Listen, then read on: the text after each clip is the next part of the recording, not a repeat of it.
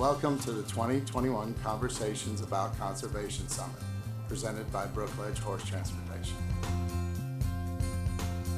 Well, Mr. Bill Gottwals and his brother Bob, they've been in business, in the trucking business since 1953, and were very successful. And then they ventured off and acquired a horse transportation business in Ole, Pennsylvania, and that is known as Brookledge today. New York, Kentucky, Florida, that's our main hubs. We do go cross country. We do also fly horses, but predominantly ground is what we do. This is the Ocala depot that I manage. There's people in the world that think, oh, they're commercial, they're big, they're this, we don't get the specialized service. Well, I couldn't disagree more.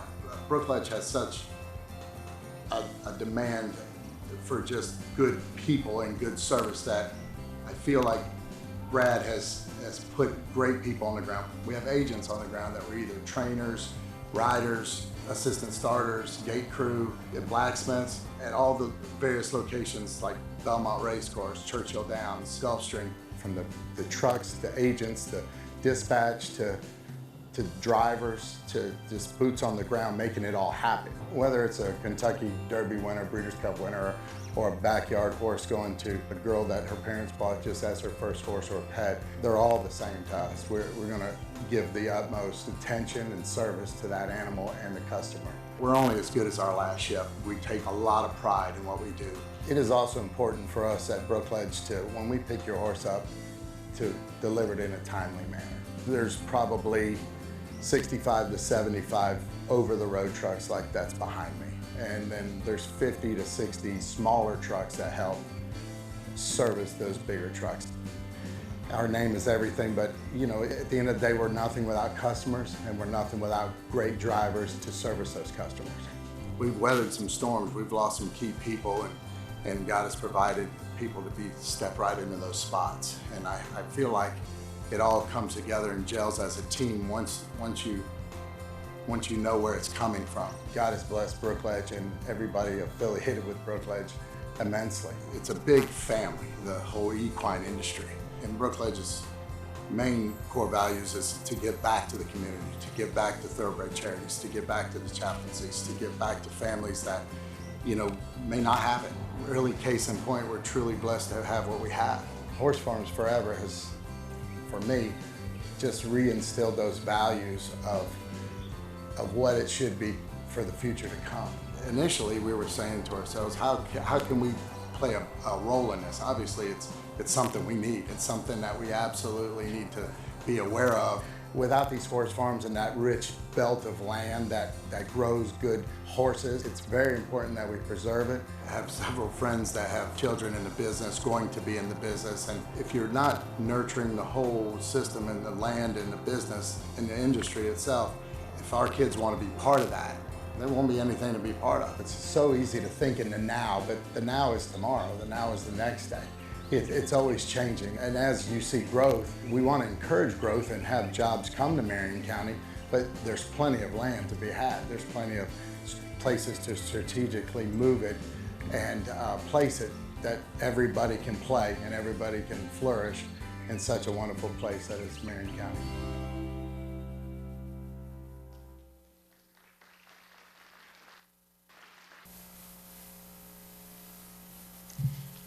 Good afternoon, everyone. Thank you so much for joining us today.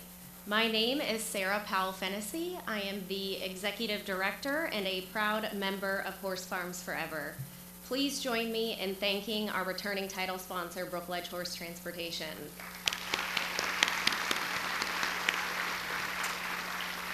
Brookledge is the largest equine transportation company in North America, calling Ocala, Florida home since 1998. Their world-class brand and reputation is unparalleled. On behalf of the Horse Farms Forever Board of Directors and staff, we thank you so much for taking the time to be here today to participate in this important conversation about conservation. And today has been made possible only through the support of you, our members, and over 40 sponsors. Looking around the room today, it is wonderful to see so many familiar faces from not only the equine community, but the business community as well. Some of the largest developers in Central Florida are here today, many of which are sponsors. And we are thrilled to see the faces of so many of our local elected officials. To name a few, Mayor Gwen, Commissioner Stone, Commissioner Curry, our Director of Growth Services, Mary Elizabeth Burgess, and our County Administrator, Tracy Straub, and all of your staff. Please join me in thanking them for being here today.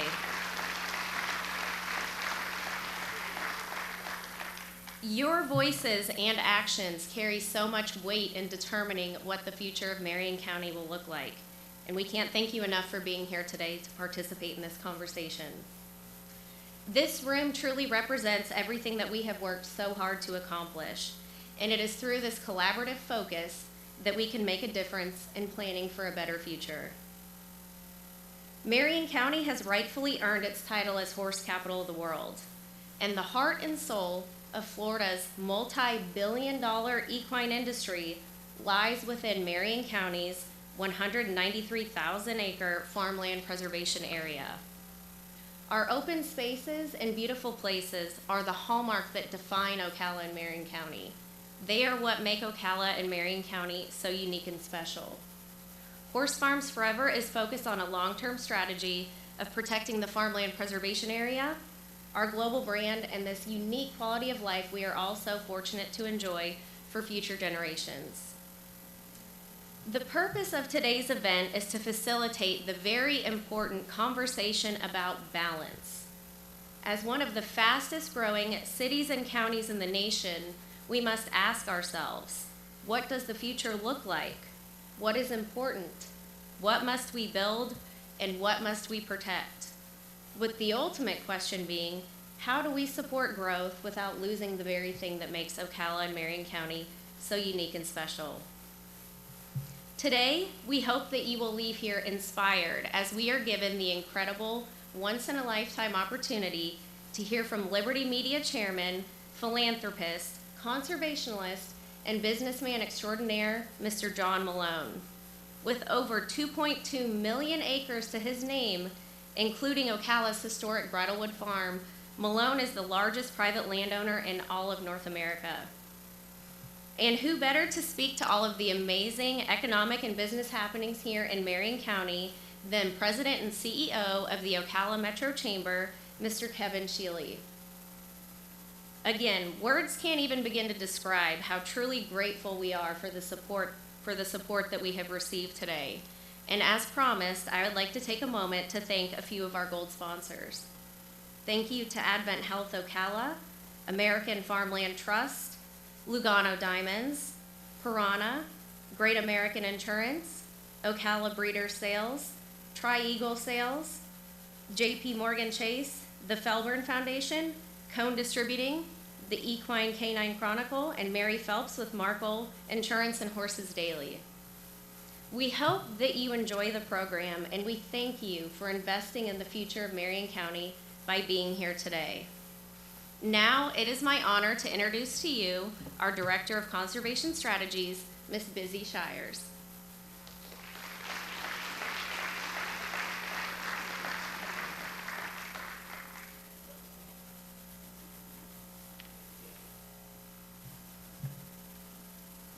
Well, thank you so much, Sarah, and thank you all for taking the time to be a part of this very important conversation today.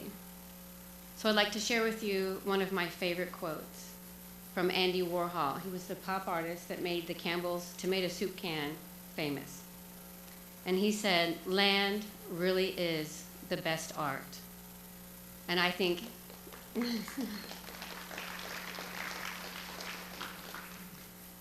having land and not ruining it is the most beautiful art anyone could ever want. And it's true. That's why we are all here today, because of this most beautiful art. And there's not just one farm in Marion County. There are miles and miles of gorgeous farm after gorgeous farm. And so I'm sure many of you have had that moment in the early morning sunrise with the fog, and you look out across the pasture at your horses, and in that quiet moment of awe and wonder, it truly feels like heaven on earth. But beauty alone will not protect our farms, and so we have several tools, including the comprehensive plan and conservation easements, that will help protect our farms for future generations. And that's why it is so important that Horse Farms Forever is a vital part of this very important conversation, because we are your watchdog. We are there monitoring every application that's submitted to the Farmland Preservation Area. Lots of phone calls to Mary and her staff. We are also have attended thousands of hours of government meetings, and we're also working to strengthen the comprehensive plan to help protect the Farmland Preservation Area. But the most important factor when it comes to protecting land are the landowners that have made that commitment to protect their land for future generations. And who better to represent us in Marion County than Charlotte Weber?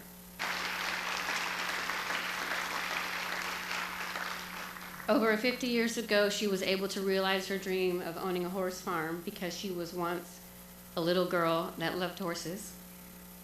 And over the years, she was able to purchase more and more land, and the farm now encompasses nearly 5,000 acres. And it is truly one of the most spectacular and gorgeous farms in Marion County. And we are here to honor her today. Thank you so much. So it is my great pleasure and honor to welcome Mark Cassie to the stage, Ocala's very own celebrity. He is, he is, truly. He is a Canadian and National Hall of Fame trainer, and he, in 2019, 2 horses won 2 different races in the Triple Crown. So let's give it up for Mark. Thank you so much. Thank you. Thank you.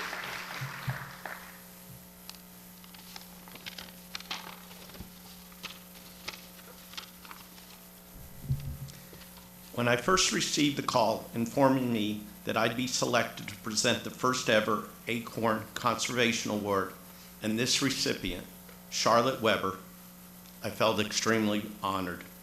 To consider that I would be included in presenting the prestigious award to a woman that has meant so much to me and to my family over the last 5 decades. My second thought being Horse Farms Forever Committee could not have chosen a more worthy representative of this honor. Charlotte Weber is the epitome of what this award means to Ocala and to Marion County. From tiny acorns, mighty oaks grow. The Acorn Conservation Award is given to the individual that made significant contributions to the preservation of horse farms in Marion County. This award is given to a landowner who has exemplified that it means to protect and honor open spaces and beautiful places that make Ocala's Marion County unique. A true pillar of our industry and community, it is my honor, on behalf of Horse Farms Forever, to present the first ever Acorn Conservation Award to my dear friend, Ms. Charlotte Weber.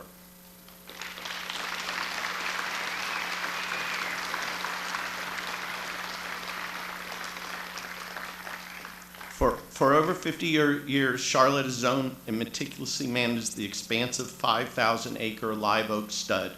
The farm is home to award-winning thoroughbred breeding, training, racing, and cattle operation. The majestic live oaks and the rolling hills make it one of Marion County's most beautiful and scenic farms. We are so thankful for your leadership to protect the unique heritage and culture of Ocala's Marion County. Congratulations. And we love you.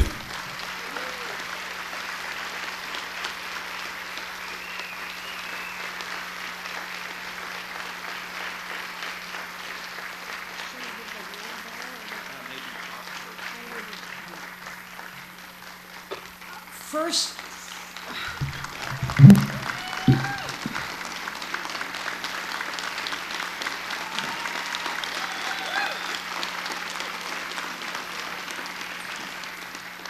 thank you all so much. I'm very grateful to be here, and I hope I can inspire many of the people in the county and the commission and around our whole, never mind just Marion County, around the world, to start to really look at land and save land. There's going to be a day when our grandchildren and great-grandchildren will get in a car and go from one fast food place to another and not know what a cow, a horse, a donkey, even a chicken is, and it's sad. At least I think it's sad. I think it takes quality away from us. As for live oak and land, please protect our trees on the roadsides. I noticed that going down major roads, all the highways want everything clear for all the wiring. We're meant to be getting wireless or becoming wireless. It seems like that's not quite the case.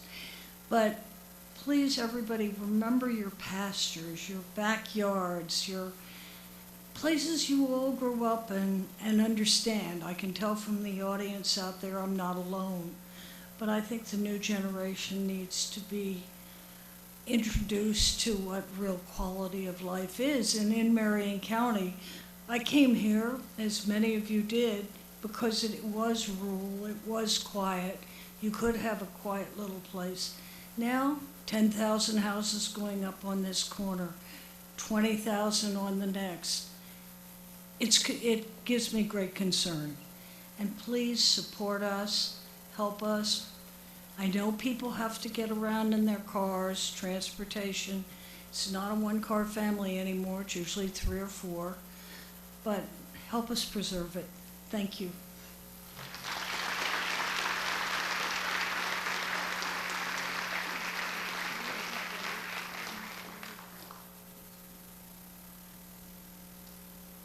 And it's my honor also to introduce Bernie Little, President of the Board of Horse Farms Forever.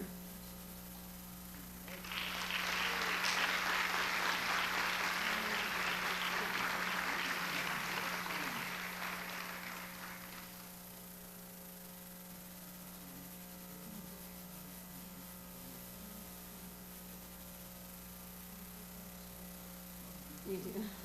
Yeah. Thank you.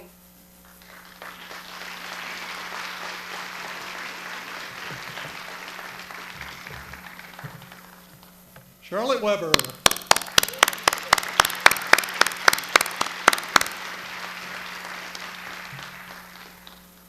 So it's Thanksgiving week, and I am very thankful that you are here today, joining us in a conversation about conservation.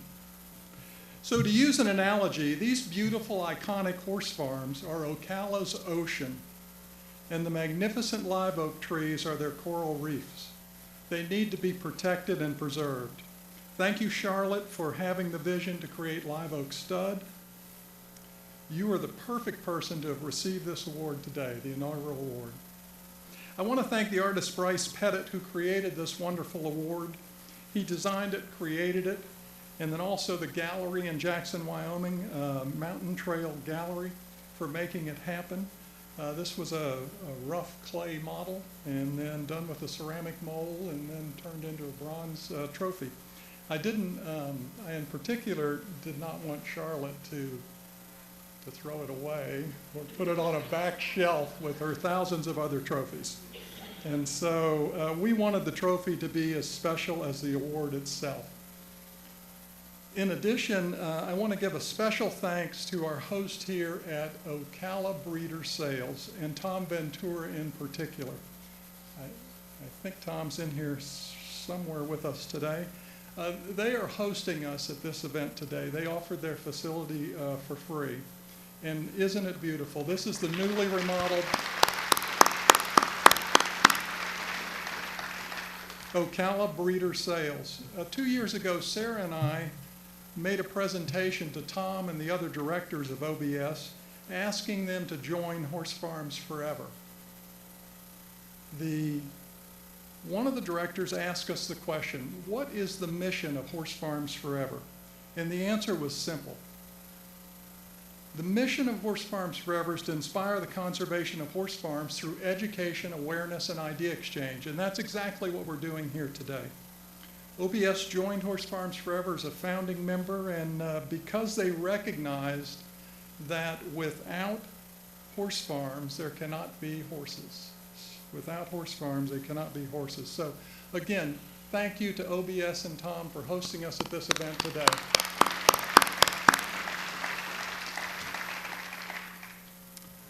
I also want to quickly introduce the directors of Horse Farms Forever: Linda Bamman, Nick Demerick, Rob DeCino, Elma Garcia, Tom Gravy, George Isaacs, Paul Kaplan, Chester Weber, and then also our staff. You've seen Sarah, busy. In the back is our Director of Communications, Michelle Grauld. Our intern is here, Taylor Powell, and then also the many volunteers that helped put on this event today. So thank you very much to you.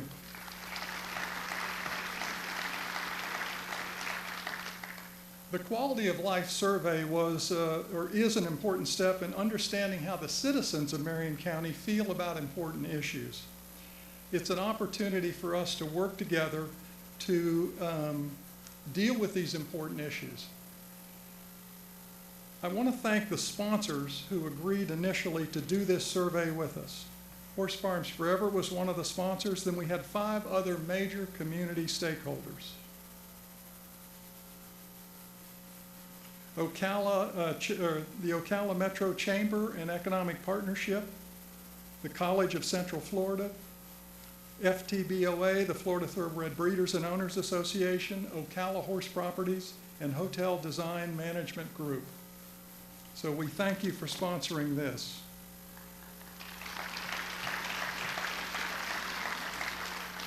The survey was conducted by the Matrix Group based in Lexington, Kentucky. They're a full-service research company providing quantitative, qualitative, and custom research solutions. The survey covered 5 major areas: population growth, economic development, employment opportunities, preservation of land and natural resources, transportation, and traffic. Each sponsor submitted 10 questions that they wanted included for a total of 60. The Matrix Group, the professionals, then took over and compiled a final list of 25 questions. Those surveys were mailed to 15,000 people in Marion County. Many of you, so there's a slide that's going to be a little difficult to read, but it's also on the bottom of, or the back of your program that was inserted, make it a little easier to read, talking about these demographics. On the top left, it shows the number of years people lived in Marion County who answered the survey, and 42%, over 20 years, were residents of the county. And actually, statistically, those numbers matched up with the residents of the county. In the bottom left, you were asked, do you live in the rural area or the urban area? Almost 60% that answered the survey lived in the urban area, which is correct. That's the distribution of the population in the county. In the center, zip codes. The survey was Marion County has almost 50 zip codes. Survey was mailed to almost all of them. We give you a list here of where the highest response rates came from, but the response was so varied that it was statistically accurate. In the top right corner, no one will be surprised by this. 50% of the respondents were females. They take the time to do these things. 43% were men. They didn't take the time to do it. In the bottom right corner, and this is, if you can read it correctly, this is a correct distribution of the education level of most of Marion County. 35% some college, 22% college, 20% graduate degrees.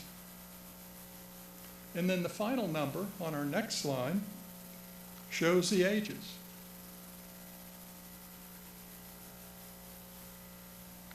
And that is a correct distribution of ages in Marion County. So this confirms that the survey has what's called statistical integrity. Now, in this day and age, it's a little bit dangerous to make a joke, and especially someone like me who doesn't do very well with jokes. But I have, my wife's here somewhere, I've had this, this joke proofed and approved by her to be correct for all audiences. So this survey has statistical integrity. A gentleman here in Marion County told me once, statistics are like a bikini. Statistics are like a bikini. They reveal a lot, but they hide the most important parts. And Kevin, I'm going to let you explain that during your program for anyone who didn't get it. And so, what did the survey say? And I had to grab the first slide out of Kevin's presentation. It's up on the screen. The first survey question was, what do you think is the most important issue facing Marion County today? Number one response, preservation of land and natural resources. And thank you very much. That validates what we're doing. It also asked, do you agree that protecting the Farmland Preservation Area is important to ensure our legacy as the horse capital of the world? 90% said yes.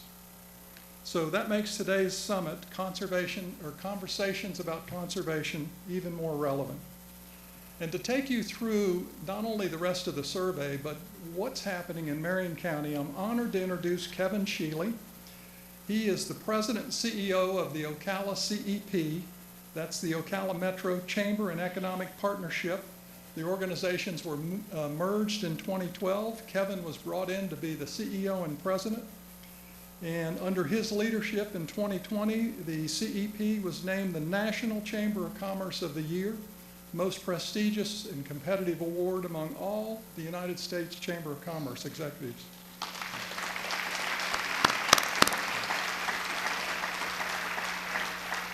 In 2021, Kevin personally was named Chamber Executive of the Year by the Florida Association of Chamber Professionals. I know Kevin well. He's a dynamic leader and the ultimate champion for Ocala, Marion County. Please welcome Kevin Sheely.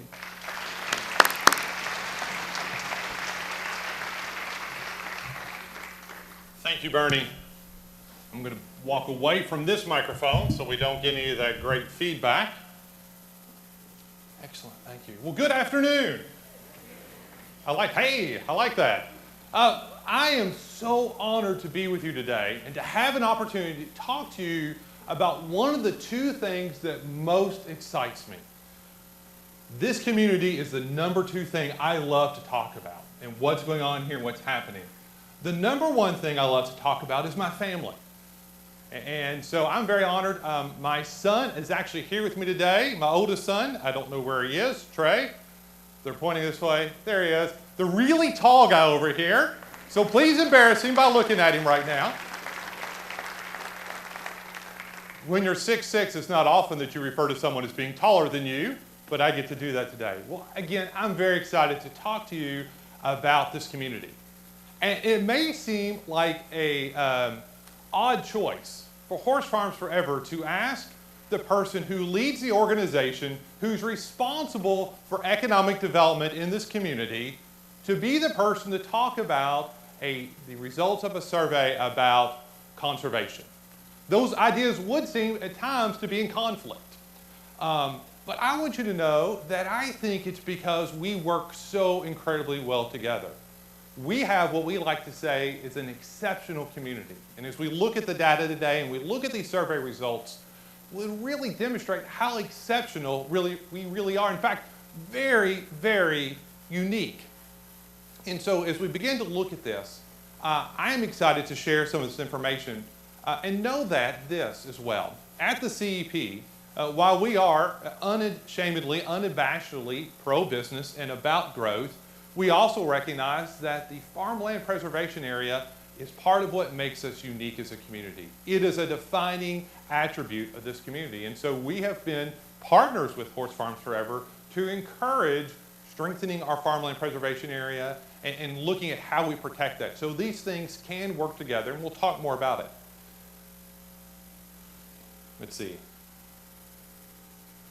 I see my picture. There we go. Let's talk about this area and let's look at some data. Because the survey is going to give us people's opinions, but we also want to look at data. And we'll see where some of these things come together and some where they separate. Currently, as of April 1st of 2020, the population of the Ocala Metro, and if you're not familiar with that term, it's very simple here. We are a one-county metro, so Ocala Metro, Marion County, today mean the exact same thing.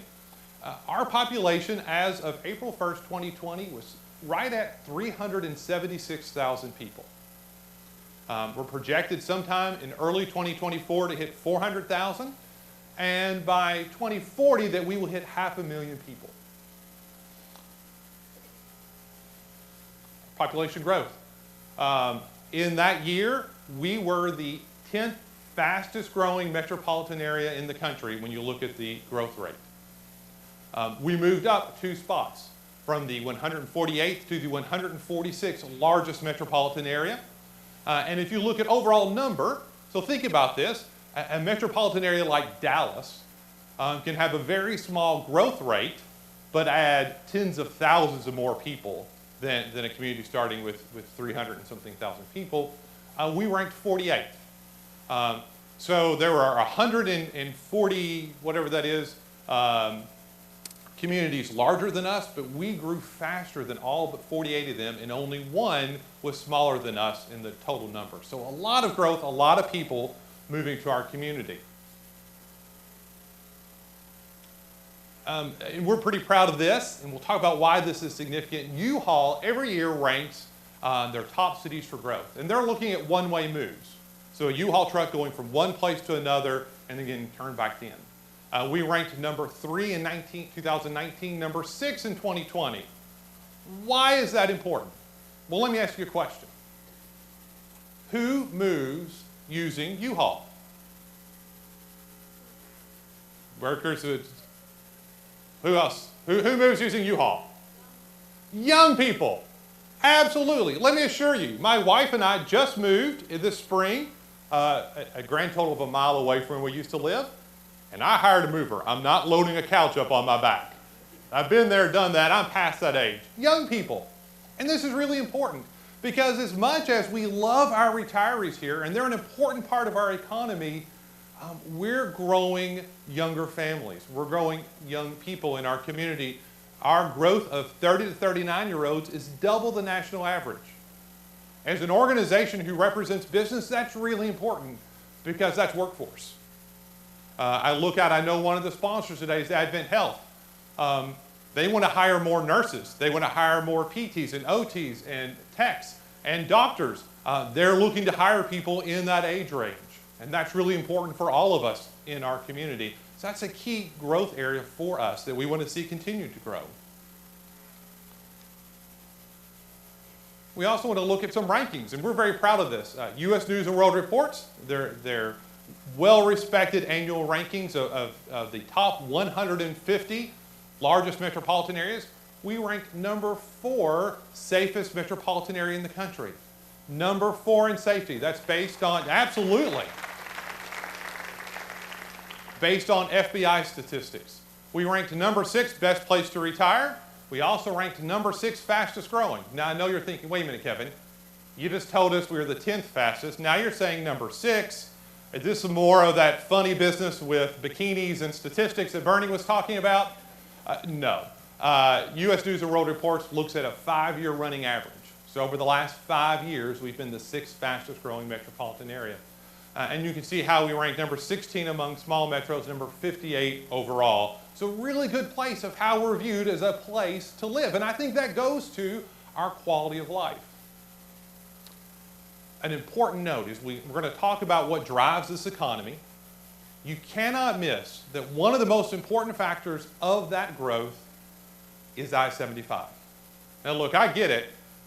No one likes driving on I-75. I drove this week from Ocala to visit family in Lexington, Kentucky, and I drove I-75. I didn't like it in Florida. I didn't like it in Georgia. I didn't like it in Tennessee, and I didn't like it in Kentucky. But I have another question for you. How many of you like stuff? The rest of you are lying. But that's okay. We like stuff. There's stuff we need. There's stuff we want. How does that stuff get here? Generally, Florida is not a manufacturing state. We all know, thanks to our governor, that our ports are open, but generally that's not where a lot of our stuff comes from. Our stuff comes by truck and it comes down that interstate. We're a peninsula, and that is the lifeblood to our state. I-95 is about moving people. I-75 is about moving stuff. And that's really key as we think about a peninsula of 22 million people and growing, how we get items here and relate to our economy. which love sharing this graphic. It is from our friends at Amazon.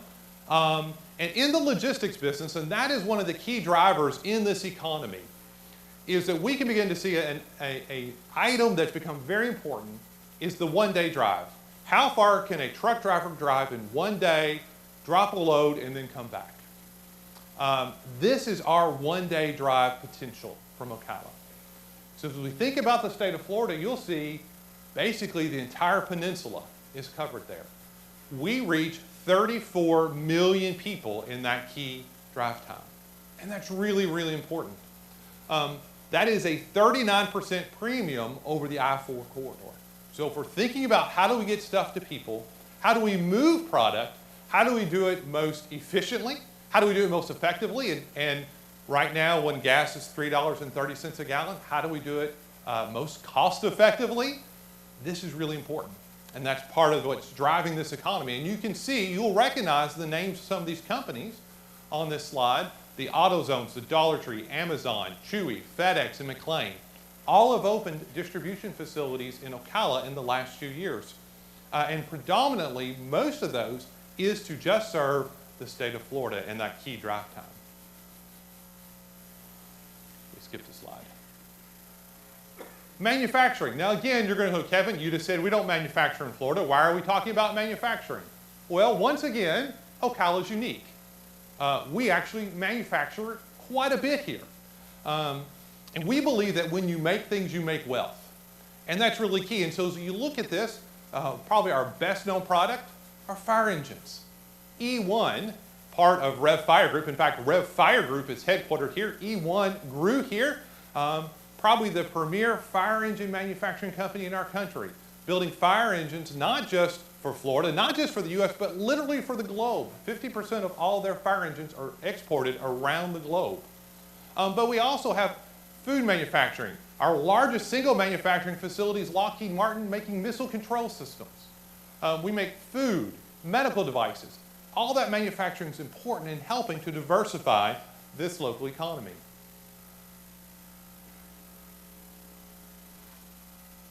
An area of this economy that we often overlooked and don't recognize is here, but it is growing and it is significant, is in the office and IT economy. We have a number of companies that have regional headquarters here, national headquarters, that are based here. This is an incredibly entrepreneurial community. Did you know that the Ocala Metro ranked #1 in the nation in the number of entrepreneurs per capita? In fact, as we think about a lot of the companies that we've already talked about, they were businesses that were started here, homegrown businesses. Many of you, as I look in this audience, are entrepreneurs. You have started and grown a business. So we see that continuing to take place. There are some great companies on that list, e-commerce companies that started here like Rainey's and Real Truck and have grown and continue to grow to have a significant presence here. One of the things I will tell you that's very interesting is we talk about the growth of industrial, we talk about the growth of manufacturing. What I most need as someone who's responsible for recruiting businesses here, I need more office space. And you're hearing, but no, they're talking about all the offices are leaving New York and they're leaving Chicago and there's all this empty office space. And there is, because they want to be in Florida. We have companies today who want to be here, who we're trying to find office space for.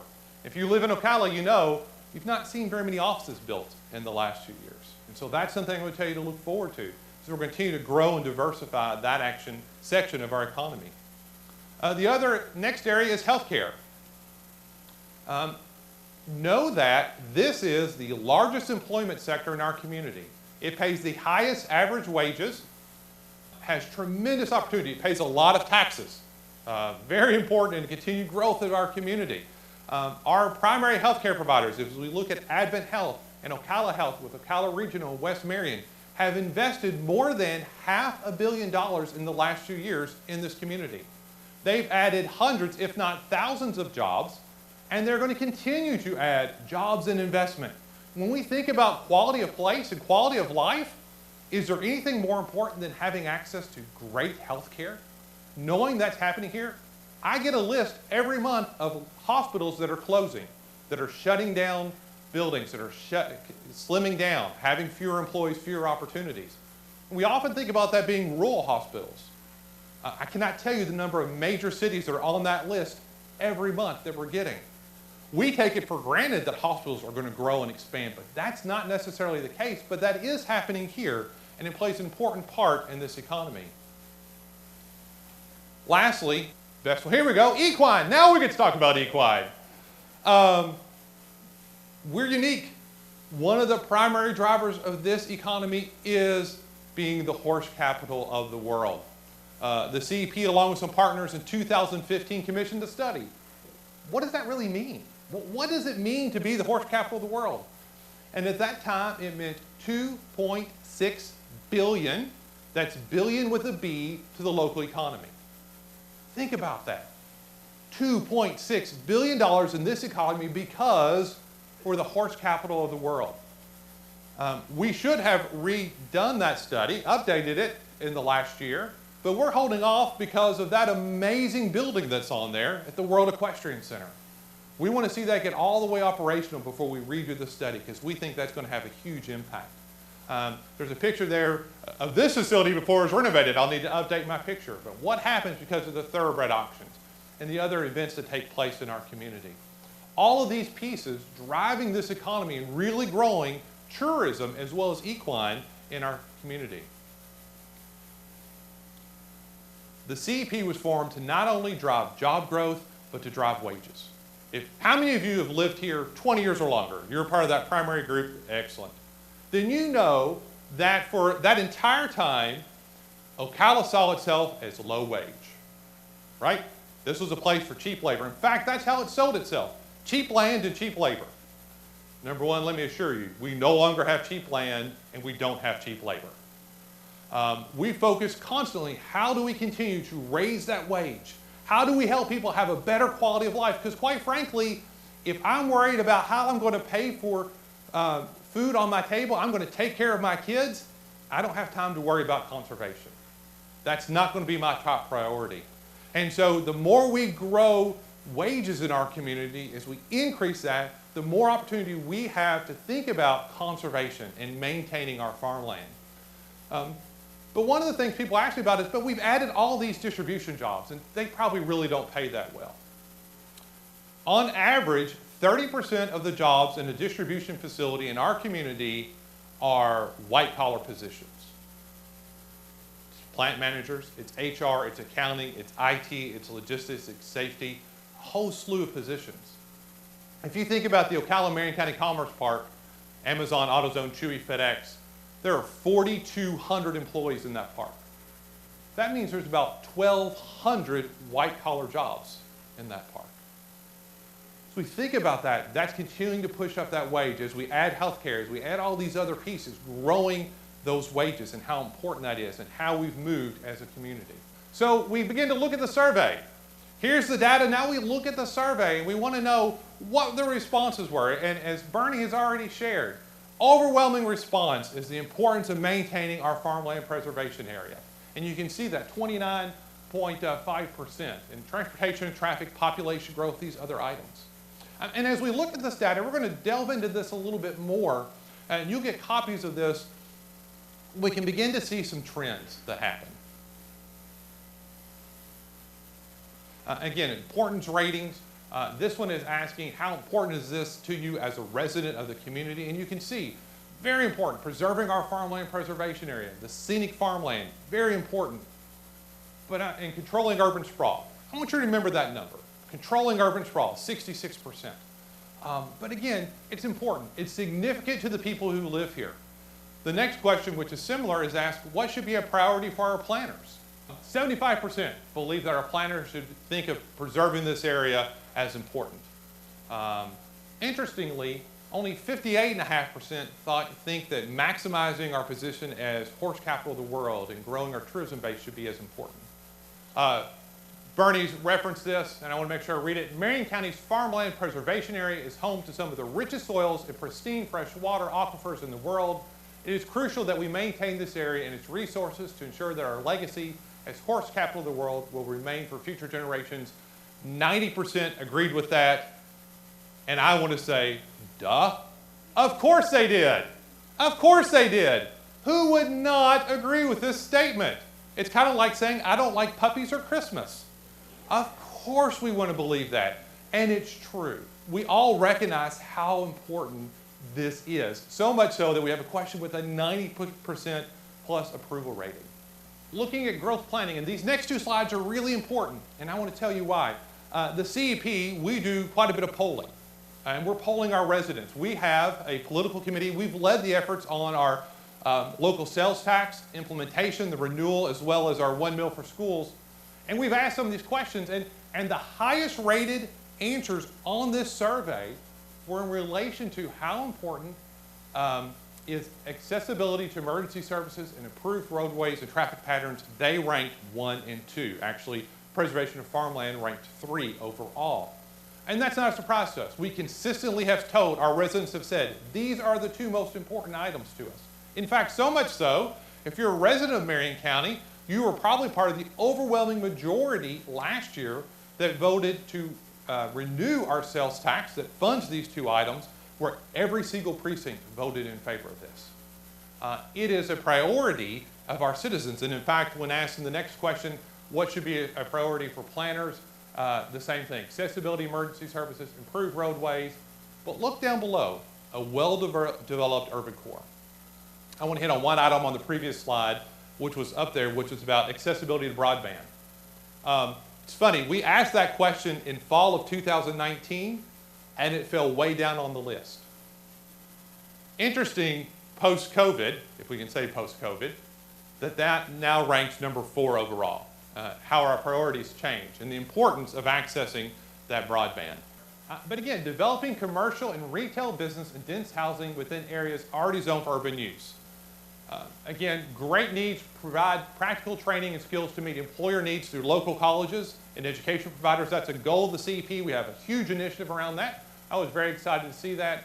Addressing affordable housing needs is also very high, or at least half the response. So this is important. Support for planning initiative.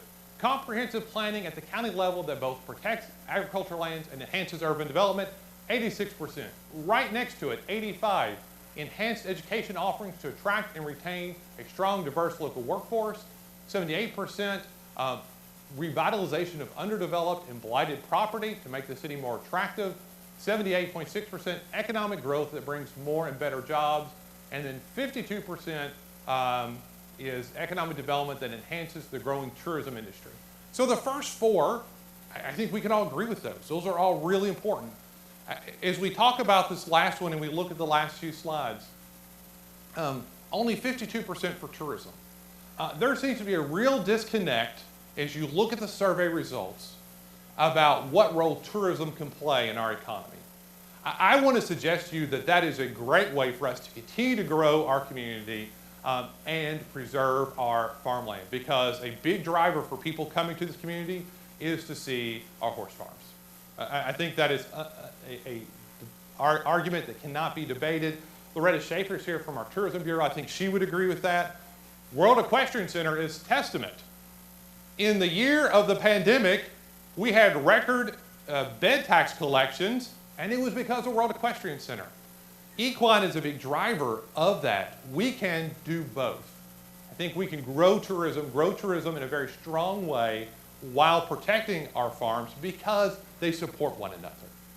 Folks want to come and tour the farms. They want to see the thoroughbred farms, the Clydesdale farms, the Pasofino farms, the Arabian farms, and all the other 60 breeds that can only be found in this community. I want to look at a few other conclusions with you. There's a huge opportunity to do some education. You can look at the numbers. Our citizen says they want to control urban sprawl and they want to support the revitalization of underdeveloped and blighted property. At the same time, they don't want a well-developed urban center, and they don't want developing commercial and retail business, dense housing within areas already zoned for urban use. The best way we have to control urban sprawl is to have a strong urban core and dense development with infill. In fact, that is one of the most important things that I know Horse Farm Forever also embraces, is the idea that development has to happen in infill. We have to fill in the places where we've already built the infrastructure to support that. It is a huge opportunity for us, and so we need to do some education.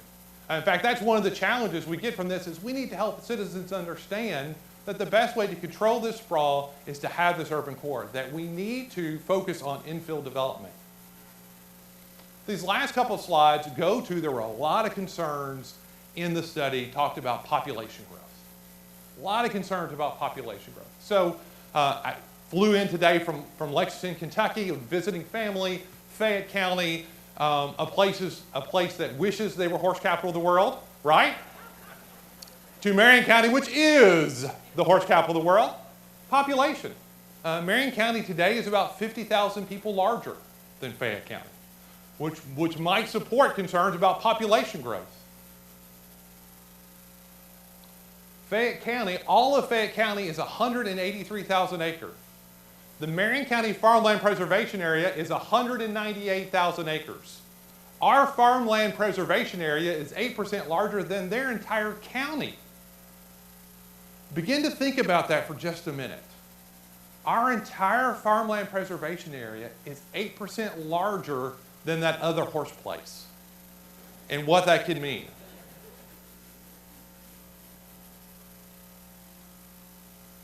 Population density.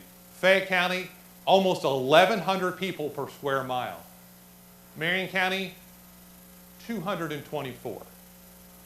1,100, 224. So let's take out the Farmland Preservation Area, and let's take out the Ocala National Forest, an incredible natural resource that we're blessed with, and our population density goes to 552 people per square mile. There were concerns in the survey. We're becoming Seminole County. We're becoming Kissimmee. I don't know what the concern is about Kissimmee, but people really don't want to be Kissimmee. We're becoming Orlando, which are 1,300 and 1,500 people per square mile. What we often don't think about here in Ocala, and this has been true for a very, very long time, is that we're a relatively urbanized center. We are a giant rectangle, much like this screen. And if you think about that, put the city of Ocala right in the middle.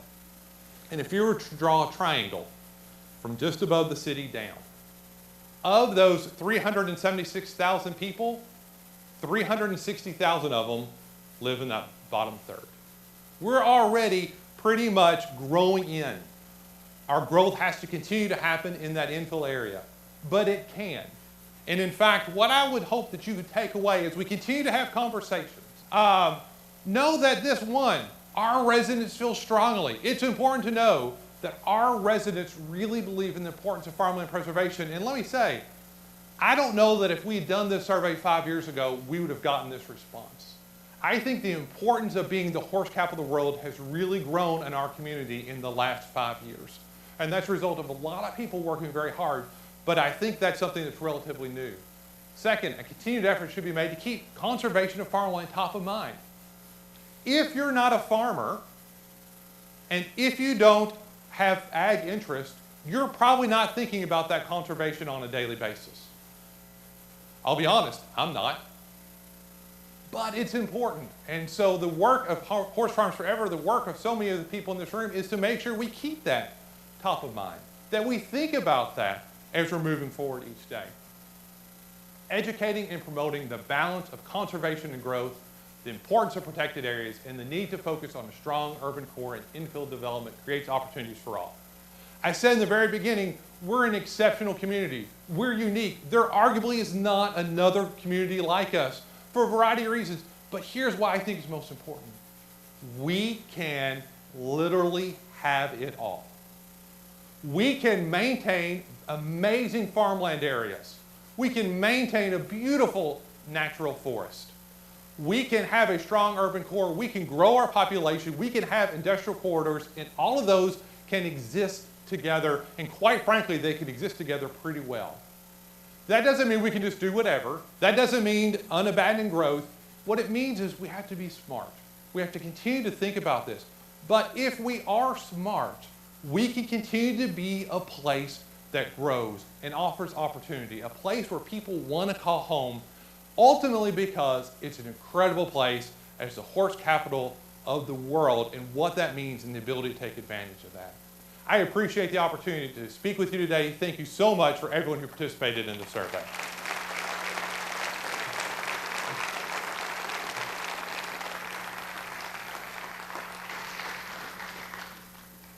And now I'd like to introduce George Isaacs. He is a founding director and member of Horse Farms Forever. He's also the general manager of Bridlewood Farm. Please join me in welcoming George. A priest who wanted to raise money for his church was told there was a fortune in horse racing, and so he decided to buy a horse and entered in some races. However, at the local auction, the going price for horses was so steep that he decided to buy a donkey instead. Although he had some doubts, the priest figured that he might as well enter the animal in a race just to see how he would do. To his surprise, the donkey came in second. The next day, the headlines read, "Priest Ass Shows." The priest was so pleased that he entered the animal in another race, and this time it won. The headline read, "Priest Ass Out in Front." The bishop was so upset with this kind of publicity that he ordered the priest not to enter the donkey in another race. The new headline read, "Bishop Scratches Priest Ass." This was too much for the bishop, and he ordered the priest to get rid of the animal. The priest gave the donkey to a nun in a nearby convent. The next day, the headline read, "Nun has best ass in town." The bishop fainted. He told the nun that she would have to dispose of the donkey. After several days, the nun finally sold the beast to a local farmer for $10. The headline read, "Nun peddles ass for $10." They buried the bishop the next day.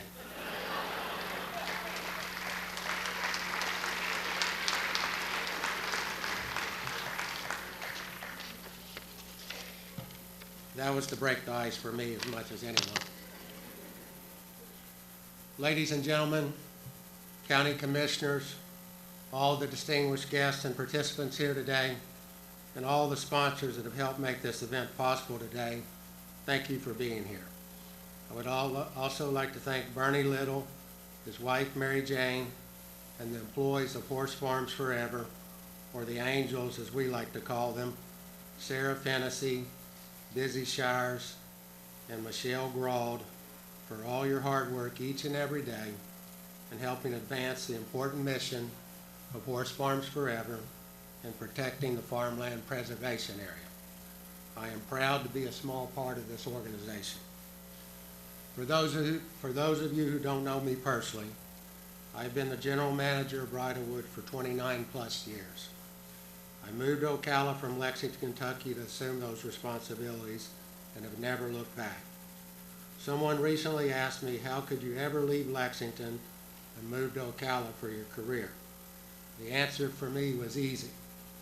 I was offered the excellent opportunity to manage Bridlewood for the late Arthur and Martha Appleton at a time when I was hungry to prove myself as a horseman, and all I needed was the chance to do that. Since that day, it's been a labor of love for me.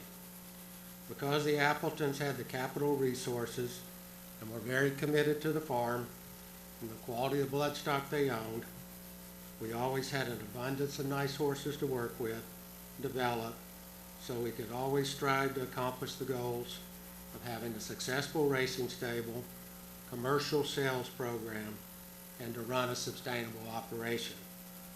With hard work from a dedicated team, a lot of luck, and the good Lord's blessings, we were able to accomplish that for 21 straight years.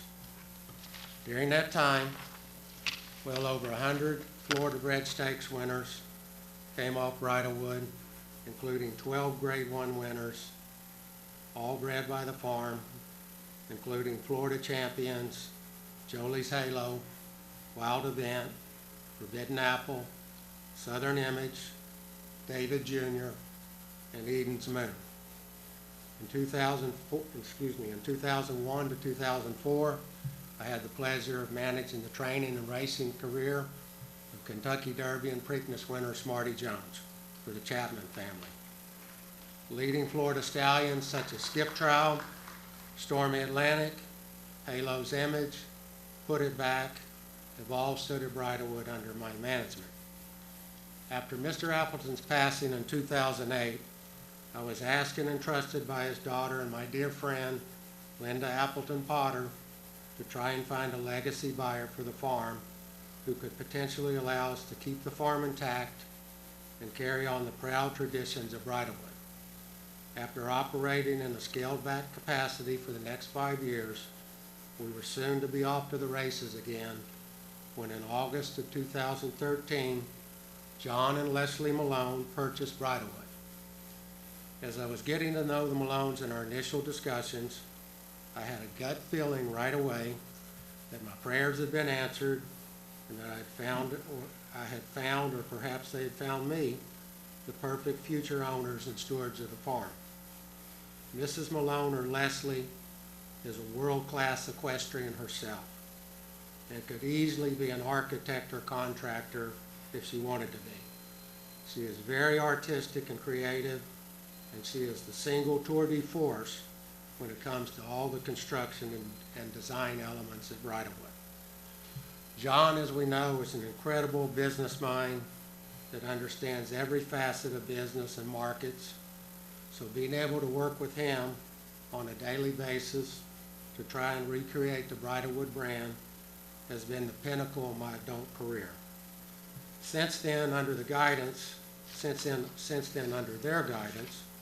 we have meticulously refurbished every square inch of the farm and developed it into one of the finest working thoroughbred farms in the country. We proudly break and train thoroughbreds for some of the finest racing stables in the country. Bridlewood is once again firmly committed to the goal of becoming a prominent, nationally recognized breeding and racing entity. We have quickly put together a world-class broodmare band and have already been represented with our partners in Grade 1 winners, Moonshine Memories and Taproot. We look forward to the future, and our entire staff embraces daily the challenges to breed, train, and produce quality equine athletes. When I first sat down with the Malones to develop a business plan, we quickly determined that they love the process of breeding their own horses. While this isn't the easiest path for success in the thoroughbred industry, it is definitely the most rewarding and gratifying.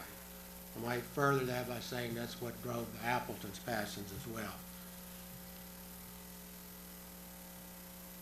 To further that, John and Leslie also said to me, we have worked hard, we have enough money, so we would just like to try to have some fun in the business. It would be nice if we win a few races and maybe come close to breaking even with the operation each year. Since that quest began in 2013, we continue to aim for the bullseye of breeding and racing Grade 1 winners and are getting closer to that goal every year. Last Saturday afternoon, we had a very smart winner at Del Mar with a very well-bred Florida-bred filly, Empire Maker filly, aptly named Empire Gal. In our business, it is the hope of her going on and developing into something special that fuels our passion for what we do each and every day. That, my friends, qualifies as fun. I am often asked what kind of guy John Malone is. My answer would always be the same. He is the smartest guy in the room, he is the nicest guy in the room, and he is the most humble guy in the room. That, ladies and gentlemen, is a winning trifecta for success. Without further ado, I give you John Malone.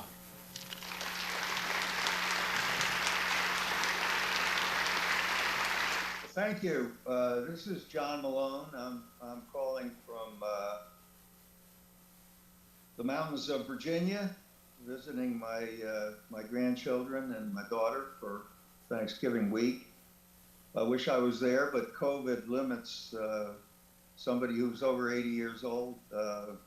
Doesn't really want to take a lot of COVID risks these days. At any rate, George Isaacs has asked me to say a few words about my background, history, and so on. I'll just say that I'm 80 plus. My wife and I have been together, Leslie, for 62 years. My career was work scholarship through prep school, Yale, Johns Hopkins, worked in early days of digital engineering, computer science, let's call it, at Bell Laboratories, left there and joined McKinsey and Company as a management consulting on strategy and organization of large tech companies. Was president of a company called Gerald Electronics for a period of time, developing technology in and around what became the cable industry. Then I left and joined a small cable company in Denver, Colorado, Telecommunications Inc. We grew it for a number of years till it became the largest U.S. cable TV company. We sold it in the year 2000 to AT&T, the old AT&T, I might say, and that company is now part of Comcast. I left at the merger into AT&T. I became AT&T's largest single shareholder for a period of time. Was on the AT&T board. Left and started a company called Liberty Media, which was bits and pieces of various things that then evolved into a fairly substantial collection of companies. DirecTV was one of ours. Sirius Radio is one of ours. Charter Communications, Expedia in the internet side, TripAdvisor, companies like QVC and HSN Home Shopping. Now we own Formula One, which is kind of fun. We own the Atlanta Braves, which is kind of fun. And it's a collection of public companies that I have slowly tried to back away from. I'm still a control shareholder of many of them, and on the board and serve as chairman on a number of them. And that's all I want to say about my public company side. Other than that one of my companies, Discovery Communications, is now in the process of acquiring Time Warner, which is a fairly sizable transaction, and we hope for governmental approval to complete that transaction sometime next year. As I look at the questions, what drew me to Ocala and Marion County, I have a nephew and his wife, both of whom grew up in Ocala. And for many years, my wife and I had a place in Wellington, Florida. She has always been involved in performance horses, jumpers, and dressage. And my nephew said, "Why don't you come up and look at Ocala, where we grew up? It's really pretty. It's not like the swamp that South Florida basically is." So we did. We thought it was gorgeous. At the time, we were looking for a place that my wife's performance horses could retire when they were done with their careers, and we looked around at places for sale, and we ran into Bridlewood being for sale, and it seemed like it would be a very interesting asset to own.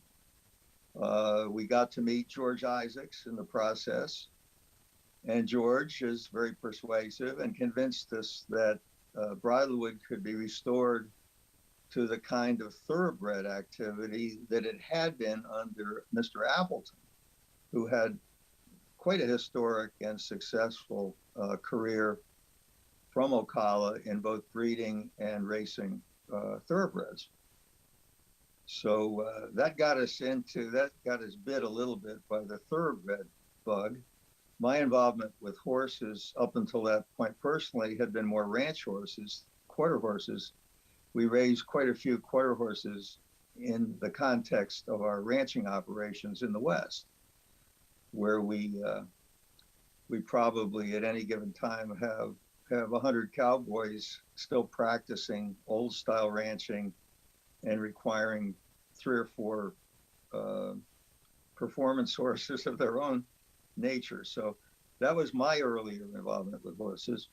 But the thoroughbred industry seemed interesting, particularly as I was approaching retirement age. It could give me something to be interested in the equine area that Leslie could also be interested in. And we had George to shepherd us into this new interesting activity. At any rate, that's how we ended up buying Bridlewood Farm. I've always been a conservationist from the sustainability point of view. I was on the board of directors of the Nature Conservancy for a number of years and involved myself in a number of projects personally and also in context of Nature Conservancy. The largest project I think we undertook was preserving 18 million acres in northwestern British Columbia. And that was accomplished really by raising a fair amount of money, which I participated in, but also by negotiating a treaty between the native tribes, the First Nation, and the British Columbia government and the Canadian national government that set aside this 18 million acres for sustainable long-term use of the tribes, fishing, hunting, other activities that were consistent with the land. It is a most incredible part of the world with fjords and orcas and grizzly bears and so on. It's quite remarkable. Anyway, that was one good project. I involved myself in a project up in Maine of protecting the St. John River from its headwaters through the Allagash, which is a national park, and on into Canada. And that now is the longest primitive canoe trip you can take with some whitewater in the contiguous 48 states. So those were two kind of fun projects, recreational to some degree. But we've done many preservation projects. For instance, in Colorado here, where I usually am, the cities of Denver and Colorado Springs were moving toward each other rapidly with lots of subdivision and development. And there was one or two large ranches between the two communities that seemed appropriate for preservation. And so we were able to essentially acquire a 30,000 acre collection of ranches that totally separate the two metros. And so for about 5 miles between the two on the interstate, you have open ranch country in perpetuity, or at least as long as government will enforce covenants. So those were the kind of projects that we got involved in. Along the way, a very good friend of mine, Ted Turner, was himself personally involved in acquiring land and trying to preserve it, make it sustainable. And that got me thinking about expanding. Now, I had always owned a ranch in the West, directly a small one, and indirectly a larger one in Wyoming through my company. When the AT&T deal happened in 2000, I personally bought the ranches in Wyoming out of the company because AT&T really wasn't much interested in ranching, and subsequently started to add to the ranching activities. So at this point, we probably own around 1 million acres in the West of ranch land, and we lease close to another 1 million acres for grazing, either from the states or from the Bureau of Land Management or National Forest. So that's a pretty large ranching operation that now extends from New Mexico to Wyoming and into Nebraska. Some of that then became farming, and I went vertical into feedlot and corn production for the feedlot. And most recently, we started to grow potatoes, which seemed kind of interesting. Anyway, that's the Western land story. We operate it, as a business, and our hope is that the vast majority of it will be in permanent preservation. We got involved in the state of Maine, where we've had a summer home for almost 40 years, in forestry, and we're now up to somewhere around 1.2 million acres of forest in New Hampshire and Maine. Once again, we operate that on a sustainable basis as a business, being very careful with respect to drainages, trying to restore the salmon fishery where we can, but most of all, good forestry practices that lead to enhancement of livestock, enhancement of productivity over the years. Now, we do make our lands generally available for recreation for the public, hunting, fishing, snowmobiling, hiking, cross-country skiing, and so on in the winter. So we look at this as an investment in sustainability. Once again, we hope that these lands will end up with some level of permanent preservation, whether owned in my family or in a foundation, a parallel foundation that we have for land preservation. Pretty much everywhere Leslie and I have lived, they've always been nice places. They've always been a little bit low density when we moved there, and they've always filled in rapidly. So when you look at a community like Ocala, which had this great heritage in horses and thoroughbred horses, it's kind of a unique area. And when you think about areas that deserve preservation, there aren't that many places on the planet that are great for raising and training horses. The best ones have deep limestone soils, and they have become the centers of the equine world because they build stronger bone in the developing foals. So we saw something quite unique in the Ocala area, which is an area that's rapidly filling in, but still has a substantial amount of open space in the form of horse farms. Unique asset. Once it develops, it doesn't get open again. It becomes prohibitive.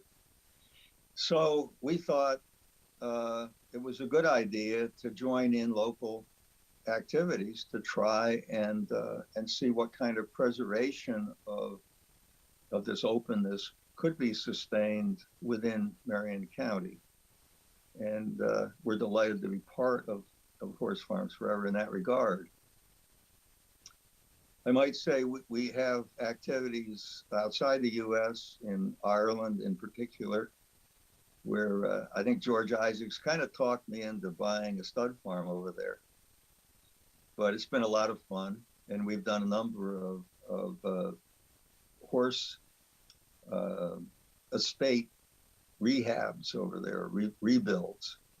So our preservationist activities do extend towards structures as well as open space. I don't know what else I would add to what I've said. The difficulties of preserving rapidly appreciating assets in a world where the national politicians would like to tax the hell out of you, would like to force you to mark to market, let's say, which at least for now we've dodged that bullet. But estate taxes, potential of mark to market, either current or at death, these are all challenges to the maintenance of private ownership of rapidly appreciating and unique land assets. Conservation easements is one approach. It's an approach that we have followed. Estate planning, if you want to keep it in your family, reducing values by placing conservation easements on it, reducing taxes by having clever tax advisors, being able to move it to the next generation or the one after that as part of a long-term estate plan. These are all technologies, I guess I would call them, that can be employed in terms of trying to preserve something special and unique about the communities that we live in. That's kind of a quick run through of the way we see it. We would hope that our Bridalwood Farms, which I think now sits at around 2,200 acres, we'd love to have it be a little bigger. As my uncle used to say, there's nothing they want other than their land and what's attached to it. So, but it is a beautiful part of the world. I envy those who make it their home. I think it's about as nice as Florida can possibly be. And if you can keep it open and scenic and representing a good, positive activity, it doesn't get much better than that. So that's kind of my view.